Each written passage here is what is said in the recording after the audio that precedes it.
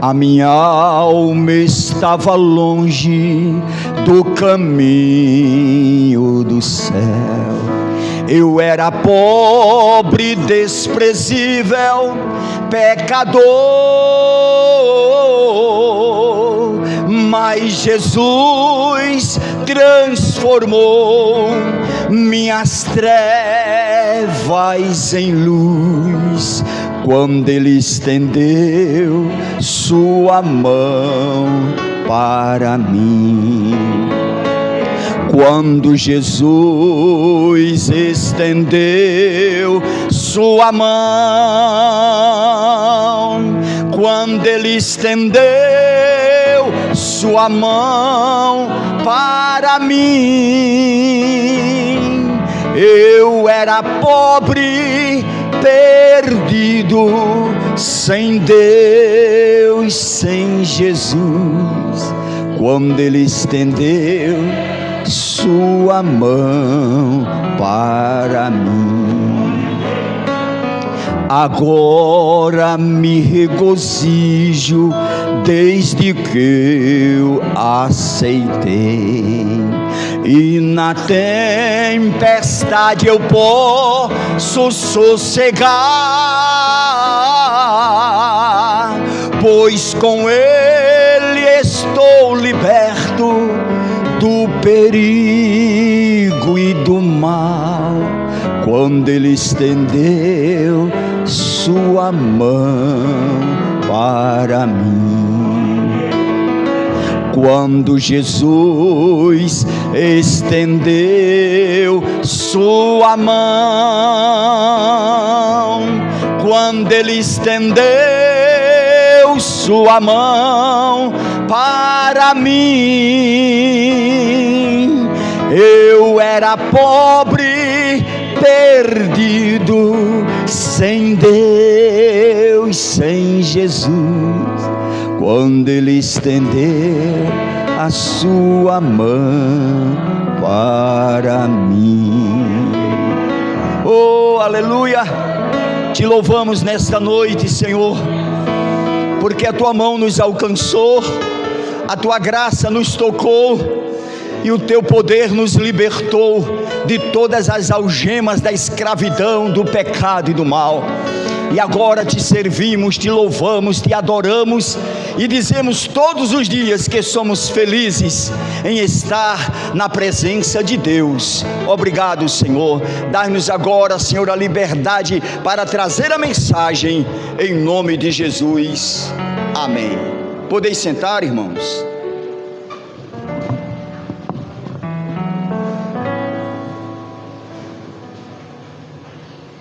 Queridos,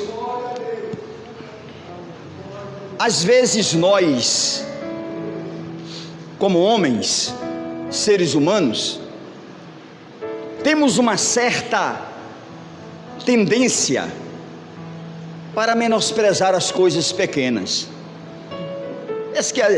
Mesmo que a gente não queira, às vezes acontece isso conosco. Isso é tão pequeno, eu não vou atrás, né? É algo tão diminuto, eu não vou buscar.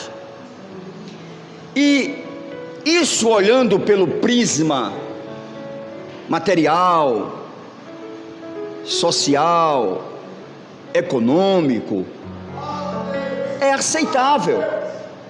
É aceitável.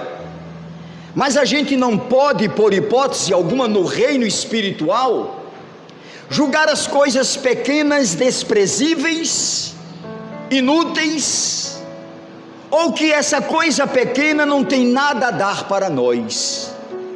E como nós erramos quando assim nós fazemos, quando assim nós decidimos a fazer. Porque às vezes você olha para alguém tão pequeno, tão pobre, sem destaque na sociedade, sem cultura, sem nada neste mundo, mas é um poço de paciência e de amor, e tem muito a nos ensinar, muito a nos ensinar. Às vezes a gente olha para, creio eu que seja, a igreja pode ter outro pensamento, mas creio eu que o livro de Salmos, o maior livro da Bíblia, é o livro mais lido. Pelo menos se eu perguntar aqui o Salmo 23 e o 91, quase todo mundo sabe de cor. E às vezes pega-se a Bíblia, você olha para esses dois salmos, chega a mudar o de cor as páginas, de deixar aberta, de fazer isso e aquilo. Mas irmãos, 150 salmos tem o livro de Salmos. E a gente olha para um livro tão pequeno como o de Filemon,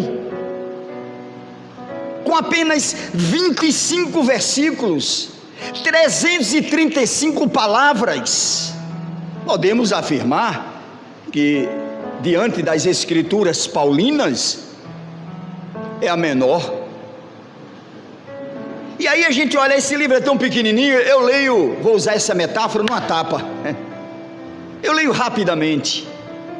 E aí nós perdemos a oportunidade de aprender, de crescer e de ter subsídios em nossas mãos, em nossa mente, para defender a nossa posição de evangélico, para defender o evangelho.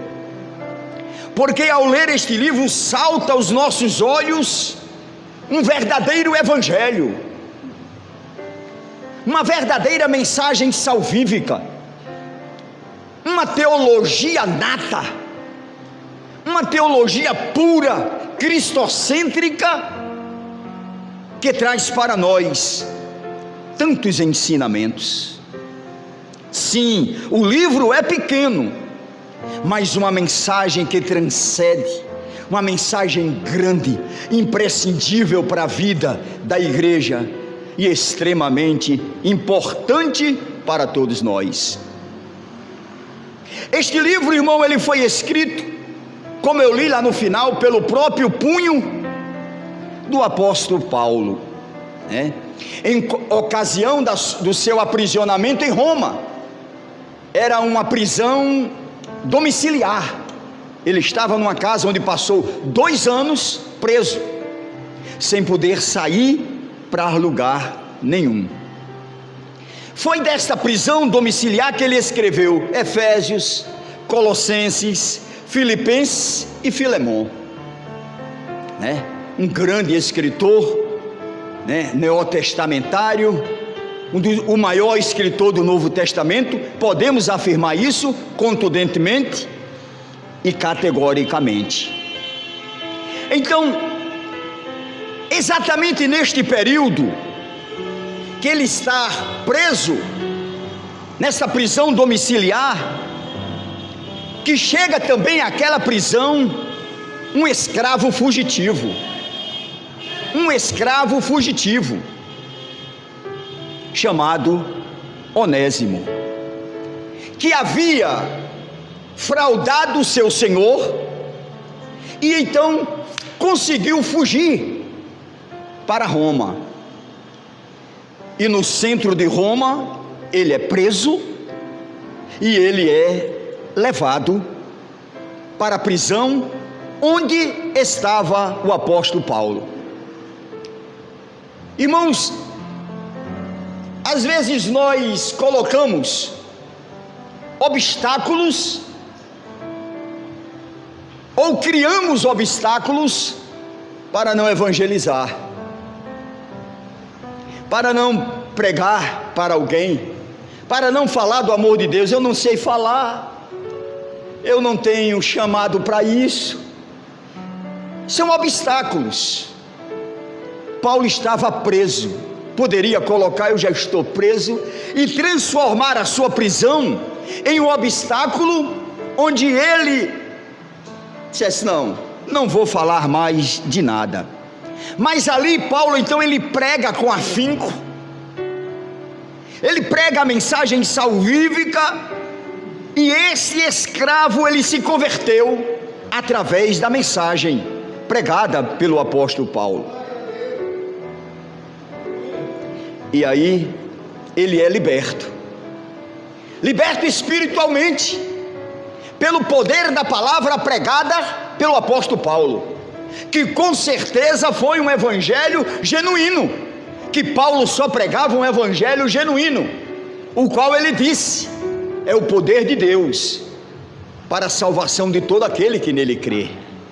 Era esse evangelho que Paulo pregava, era este evangelho que Paulo estava acostumado a disseminar,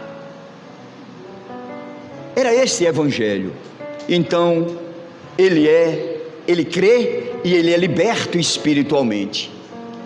Não sei dizer como os comentaristas eruditos do texto também não diz o porquê Onésimo foi solto.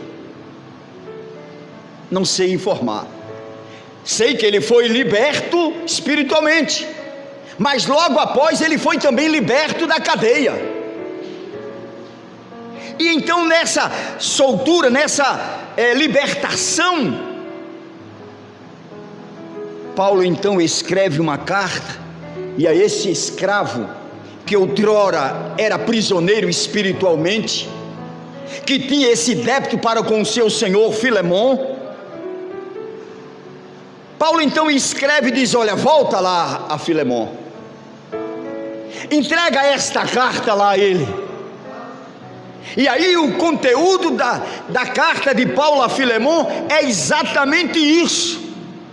Vai lá e mostra a ele que tu é uma nova criatura, mostra a ele que tu estás liberto, se prostre diante dele, se arrependa, forme uma aliança com ele, porque ele também é servo de Deus.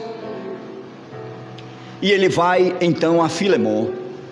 Filemon era um rico, um homem próspero, que tinha diversos escravos, e que morava na cidade de Colossos, uma região fértil, extremamente fértil, porque era banhado pelo rio Lito, o rio Lito. E aí então o versículo 10 desse texto diz assim, Paulo escrevendo e diz: solicito-te, Filemon, em favor do meu filho, gerado em algemas. Filho gerado a algemas. Que filho é esse? Filho do evangelho pregado por Paulo, do evangelho genuíno trazido por Paulo em cadeias. Apresenta isso a Filemon, que você é agora meu filho na fé. Estarei orando por você, estarei fazendo com que todo o evangelho chegue de uma forma poderosa em tua vida, irmãos. E aí está a razão da palavra de hoje. Filemon, em Filemon, isto é evangelho. Isto é evangelho. Irmãos, que evangelho é esse que nesses últimos dias nós estamos presenciando? Um evangelho sem Calvário não é evangelho, como preguei aqui quinta-feira. Sem sacrifício os céus não se abrem. Sem sacrifício, sem o Calvário, não existe evangelho. Sem perdão, sem misericórdia, sem graça, não há evangelho. Sem a manifestação do poder de Deus, não há evangelho. Pode haver um evangelho espúrio, mas um evangelho verdadeiro nós encontramos aqui na epístola de Filemon. Aleluia. Olha a primeira coisa que nos dá o respaldo que isto é evangelho. O tema é esse: isto é evangelho. Primeiro, libertar oprimidos da prisão. Isso é evangelho. Aleluia. Evangelho não é ir atrás de trio. Evangelho não é shows. Evangelho não é essas coisas que estão acontecendo. É uma grande marcha dos evangelhos. Que evangelho é esse? Evangelho genuíno é quando nós, o homem, a igreja, os salvos, os remidos, os transformados, abrem a boca para pregar do Calvário. para falar de Jesus. Isto é evangelho. Isto é evangelho. É libertação de cativo, é libertação de vidas oprimidas, de vidas que estão acorrentadas pelo maligno, vidas que não têm mais comunhão com o seu Senhor, porque transgrediu e como Onésimo fugiu da presença do seu Senhor. Meu irmão, pega um copo com água, por favor. Sei, a pressão parece que baixou um pouquinho. Fugiu da presença do seu Senhor. Isto é evangelho. Ô irmãos, escravos, olhando para Filemon, não tinham direitos a nada. Escravos não tinham direito a nada. E diz a lei romana que o castigo para escravos fugitivos, pode botar aqui, varão, obrigado, era a morte. Mas antes teria de ser torturado, antes de levado à morte, preso, castigado, torturado, e aí depois matavam. Era o que o escravo tinha como herança. Como herança. E esse Onésimo, ele estava condenado a ir a morrer mesmo, porque se ele volta para o seu Senhor, o seu Senhor teria condições de solicitar tudo isso que eu falei, como castigo. E aí, ele cai no lugar onde está um servo de Deus. Ele é aprisionado num lugar onde está um grande evangelista, um grande missionário, prisioneiro, e que seria torturado, preso e levado à morte. Por quê? Pense nisso, pense. Fugiu da presença do seu Senhor por ter cometido delito. Um delito. Irmãos, Paulo então, conversando com ele, evangelizando, soube que ele era escravo de quem? De Filemon, seu amigo. E ele então evangelizou, e ele se converteu. Olha o versículo 10, o que diz? Paulo escreveu a Filemon, preste bem atenção, irmão, escreveu a Filemon e disse: solicito-te em favor de meu filho Onésimo, que eu gerei em cadeias. Escutem, isto é evangelho. Isto é evangelho. É alguém levar uma pessoa a se reconciliar com o seu Senhor através da mensagem do evangelho. Aleluia. Através da pregação. Isto é evangelho, irmão. Irmãos, o evangelho puro e genuíno é esse: é você pegar escravos do pecado e do diabo, trazer para Jesus e fazer com que eles se reconciliem com o seu Senhor.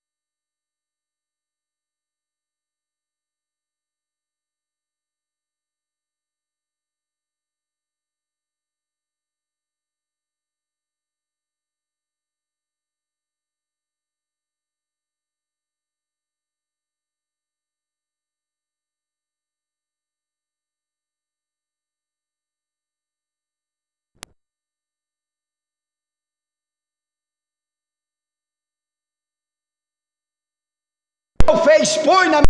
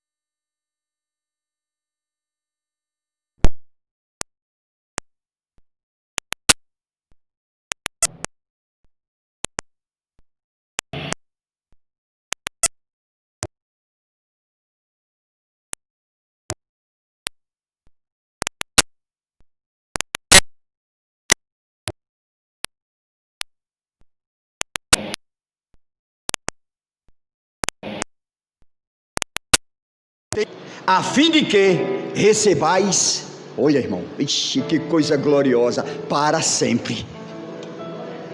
Olha o que diz aqui, irmãos, o versículo 15 é a conclusão da palavra. Acredito que ele se afastou de ti temporariamente. Nós nos afastamos de Deus. Adão se afastou temporariamente. Por quê? Porque Deus já tinha o plano, aleluia, de mandar Jesus ao Calvário. Temporariamente foi afastado, mas agora, olha o que diz o versículo 15: a fim de que o recebais. Não tem ninguém mais que quebre este elo. Fomos recebidos para sempre.